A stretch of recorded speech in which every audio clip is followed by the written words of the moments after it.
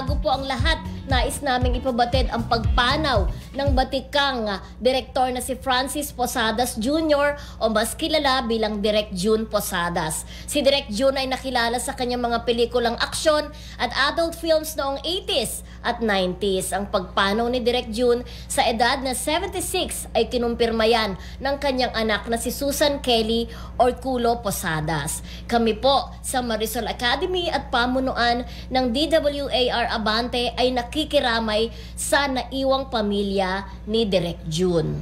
Condolence po sa pamilya ni Direk June Posadas. Kung hindi mo alam, Mildred, ako napalapit din dyan. Ay, talaga?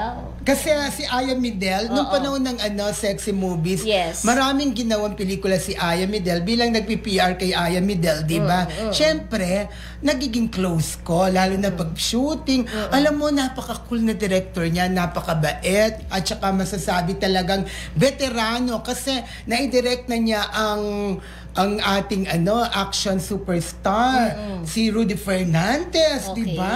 Sino pa ba mga action superstars? Alam ko si FPJ din ang mga FPJ na direct din niya.